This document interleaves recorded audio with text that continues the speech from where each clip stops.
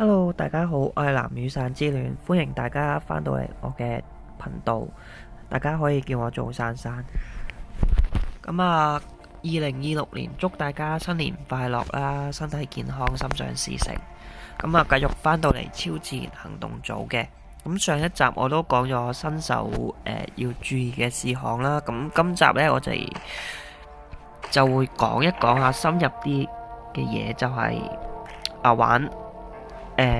玩古城又好，玩呢個遺跡都好，咁玩噩夢或者困難模式同埋昆崙嘅噩夢模式，我哋通常都會帶啲咩裝備呢？咁講裝備之前，咁都要去商城咁同大家講一講翻，即係所有嘅裝備，咁係到底有咩用先嘅？係啦，咁第一個呢就手電筒啦，咁就用嚟普通嘅照明嘅啫。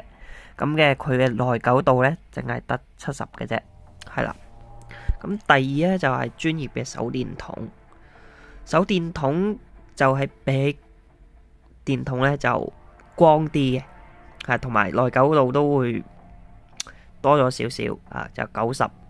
咁新手嗰陣時都講過個鏟啦，個鏟嘅作用就係可以當武器用啦，同埋掘地下嘅嗰啲拱起咗嗰個嘢呢，係啦，有機會會掘到寶物啦，有機會掘到土撥鼠啦，有機會係乜都冇嘅，係啦。咁刺刀呢就係一個近戰嘅武器嚟嘅。咁就我哋一般都唔會用嚟打怪噶啦。咁刺刀呢仲有一個作用呢，就係例如隊友呢就俾蜘蛛呢捆綁起咗，即係變咗好似木乃伊咁樣，淨係得刺刀先可以救到個隊友嘅啫。係呢個額外嘅小知識，唔係太多人知嘅。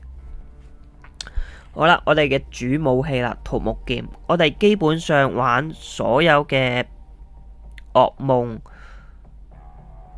極限或者困難都好，我哋都需要用到桃木劍。桃木劍係我哋嘅主武器嚟嘅，咁可以殺死大部分嘅怪物嘅，係啦。咁速力嘅話呢，可以一劍殺死嗰個土撥鼠嘅。長槍就唔用嘅，因為長槍就冇劍咁好用，同埋長槍比起桃木劍係貴咗5000蚊嘅，所以唔建議用長槍。藤鞭嘅話呢，我哋主要就用嚟對付木偶嘅，係啦。因為木偶呢就比較特別呢一隻怪物，木偶呢就陣間再講用乜嘢可以殺到。藤鞭並不是殺死木偶嘅武器嚟嘅，係啦，藤鞭只係拉跌個木偶，等佢起唔到身嘅，或者起身嘅時間係耐啲嘅。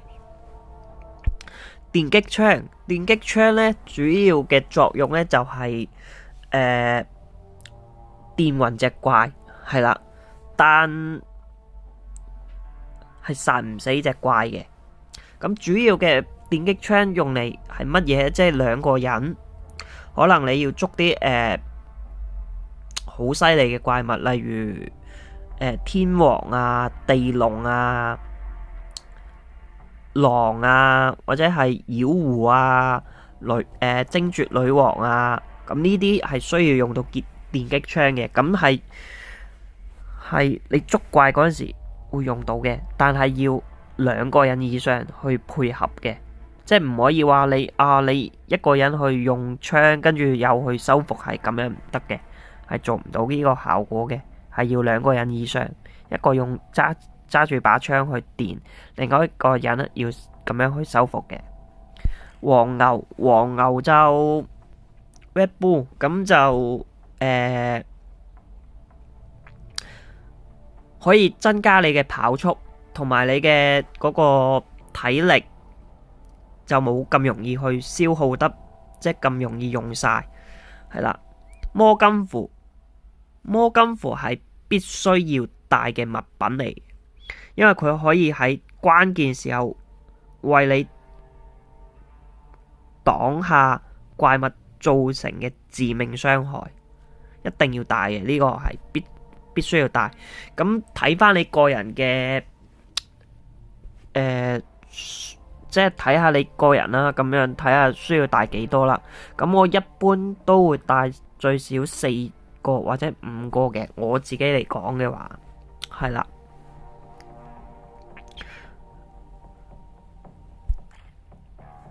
咁黃牛同土木劍呢，基本上我哋都會用到，一定會用到嘅。藤鞭都會一定會用到嘅，係啦。所以呢啲係必備裝備。羅盤就冇用嘅，呢個裝備係真係冇用。咁就佢可以開局嘅時候用又得，你入到去遺跡入面個地圖入面用又得，但係佢隨機定位一件寶物，但係呢件寶物值係咪真係好值錢呢？又未必嘅。同埋呢件寶物你定位嘅時候可能係好遠嘅地方，但係你去到原來係10000蚊嘅金元寶，又或者15000蚊嘅一個古琴，咁你又慘啦，真係。所以就冇用嘅呢個物品，係啦。咁音響都用唔到嘅，咁佢嘅作用呢，就係用嚟回血，同埋你播音響嘅時候佢會引嚟更加多嘅怪物，所以就真係冇乜用。係啦，傳送係必帶嘅，因為傳送係你翻唔切嘅時候，可能你10點鐘嘅時候你翻唔切去，或者係可能你玩到探索到去11點鐘咯，你唔夠時間翻嘅時候，按鈕就非常之有用啊！你撳個按鈕就即刻傳送你翻去車入面，咁又提交你嘅裝備，係啦，係非常之有用。跟住槍呢，呢把係散彈槍嚟嘅，咁槍呢就非常之有用啦，用嚟殺怪物啦，亦都可以用嚟殺死木偶。咁木偶呢就只能夠用散彈槍啦，又或者係用左輪嘅手槍去殺嘅。咁散彈槍呢就打2槍就會死噶啦，木偶。咁手槍呢就要打多2下，即係一共要打4下先至會死嘅木偶。咁子彈又係冇用嘅嘢嘅，因為入面有2隻怪係會跌落子彈嘅，就係冰蛹同埋大雄呢2隻怪，佢哋係會揸槍嘅，係會揸呢個散彈槍嘅。咁你只要你冇子彈，你可以殺死呢2隻怪之後，佢哋會跌落2嚿子彈俾你嘅。咁你冇子彈，你可以攞佢哋支子彈嚟替換。咁閃光彈都用唔到嘅，係啦，閃光彈就真係用唔到喺呢個遊戲入面。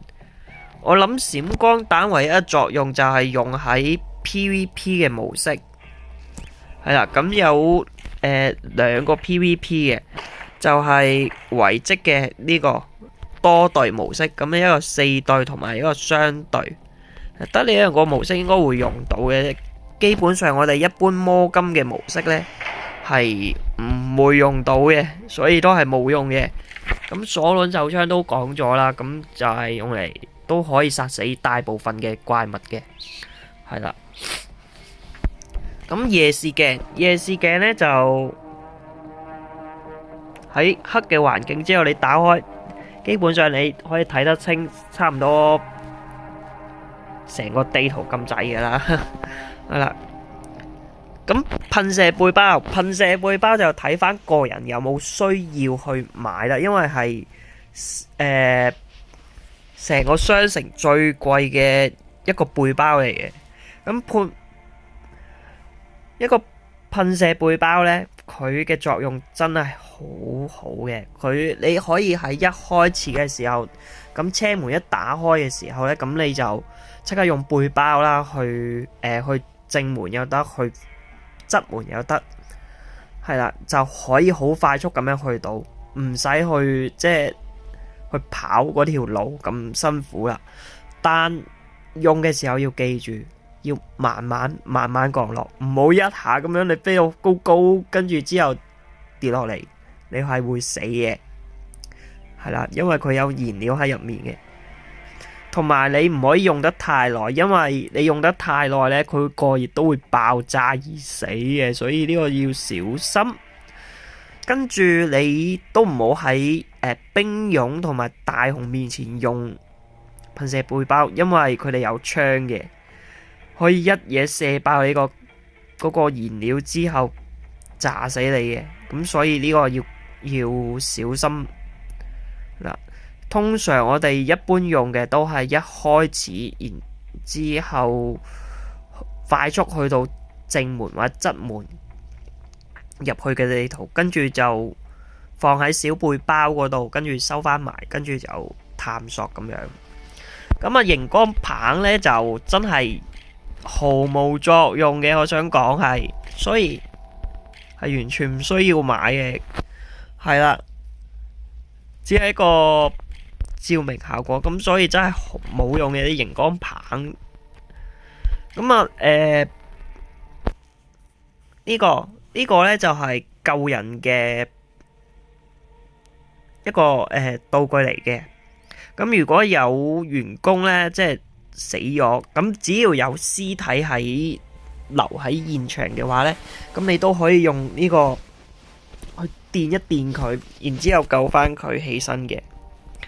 呢個輔助角色會有用多啲嘅，即係例如莉莉啦，莉莉就會有用嘅，係啦，玩啲輔助角色啊，或者咁樣會有用啲嘅。探索角色就都可以帶，唔係唔帶得，但就一般情況都唔會帶。醫療包嘅話，新手可能會用到，但如果你玩熟咗之後，基本上都用唔到噶啦。咁我初玩嗰時，我都會帶一個醫療包嘅，因為防止死亡啦。雖然有魔金符喺身，但都會一回血係安全啲嘅。不過而家玩熟咗就唔係咁需要醫療包啦。黏葉球嘅作用就係你掟佢出去就生成一個區域，然之後令到嗰啲怪物去減速，咁就冇人會用嘅，所以都係冇用嘅嘢。咁葫蘆就用嚟收服怪物用嘅，係啦。咁呢，你用呢個呢角色呢，墓靈兒呢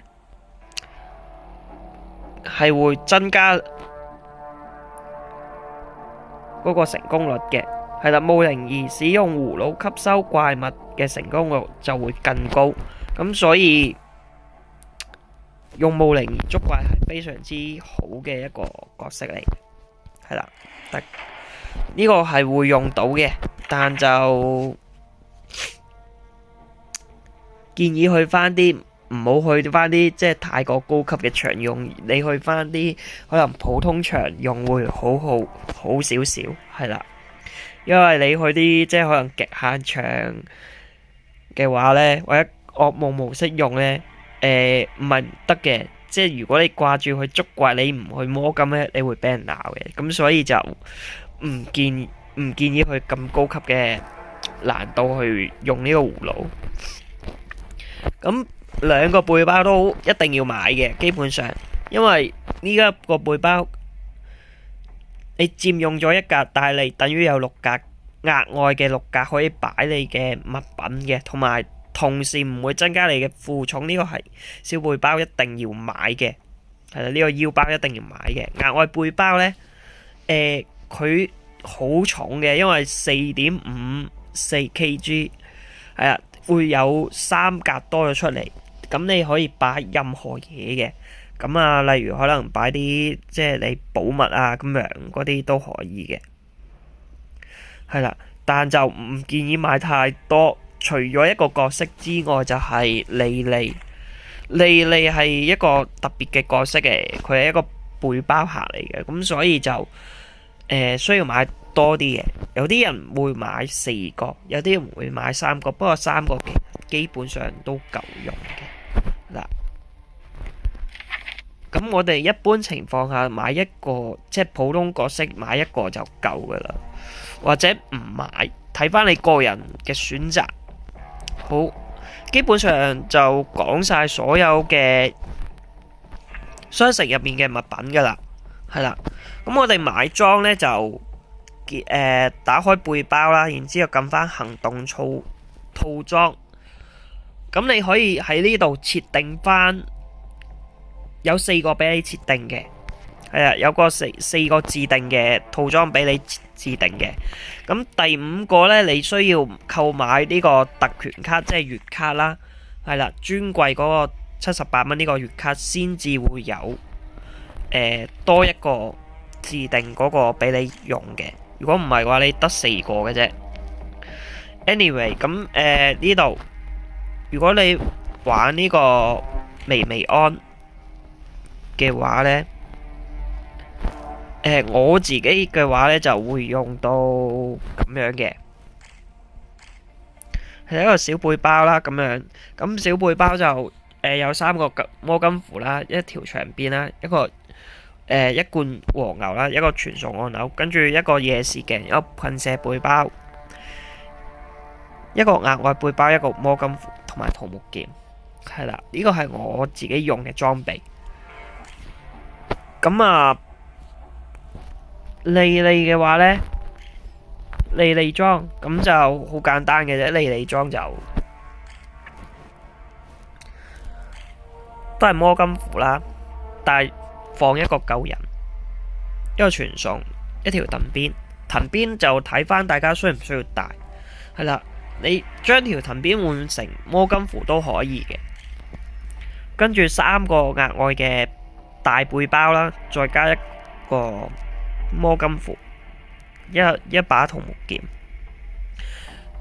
昆崙山呢，昆崙山噩夢模式呢，就摩金符、長鞭、槍，係啦，散彈槍一定要，因為用嚟對付木偶。傳送啦，和牛就睇大家需唔需要帶。如果唔需要帶嘅話，就一個摩金符啦，咁一個額外背包。咁呢個係我自己嘅打法嚟嘅，係啦。咁下面就個欄呢，我就冇用過嘅，咁所以就係咁啦。好，基本上都講晒噶啦。咁一般呢，我哋就玩極限啦，同埋噩夢會帶嘅嘢，其實都大同小異嘅啫。咁就噩夢極限，我哋一定會帶嘅桃木劍啦，然之後藤鞭嘅摩金符。摩金符就睇翻大家係需要帶幾多個啦。咁我一般都要帶4、5個，啱啱都講咗。黃牛能量建議帶1個，因為用嚟趕路會都好舒服嘅，帶1個建議大家。然之後到傳送按鈕啦，傳送按鈕一定要帶嘅，係啦。呢把散彈槍又睇大家需唔需要帶啦。咁噩夢模式就一定要帶翻1把嘅，係啦。極限可以唔需要帶，如果你有需要嘅，你都可以帶，都冇問題。咁我自己又唔會帶嘅。夜視鏡啦，夜視鏡都係必備嘅裝備嚟嘅。咁噴射背包都睇翻你哋個人啦。咁你睇下你想開局係用黃牛能量啦，即係 Red Bull 去去跑路啊，定係用噴射背包？不過噴射背包點都會快過黃牛好多嘅。然之後就到腰包啦，同埋呢個額外背包、大背包啦，即係我簡稱小背包同埋大背包嘅。咁就呢兩個係必須要帶嘅，係啦。咁就如果你玩普通角色，帶一個就夠啦。小背包帶一個都夠，係啦。有啲人會帶兩個，不過都係睇翻你哋自己個人嘅選擇啦。咁樣係啦。救人都係睇翻你哋自己嘅選擇啦，係啦，可以帶嘅唔帶都唔帶嘅都冇問題，係啦。要講嘅都講晒噶啦，係啦，要講嘅都講晒噶啦，基本上都帶嘅嘢，基本上我哋玩嘅嘢都係差唔多，因為極限係啦，極限噩夢咁樣。咁我哋得呢度嘅啫，係啦。咁主要都係咁噶啦，咁就差唔多啦，已經講晒極限同埋昆崙要帶嘅嘢啦。好多謝大家收睇啦，咁樣中意嘅就俾翻個 like 啦，咁樣係啦，就share 條片出去俾更加多嘅新玩嘅玩家知道要帶啲乜嘢裝備啦，係啦，幫我按讚、訂閱、分好，感謝大家收睇。我哋下一條片再講一講下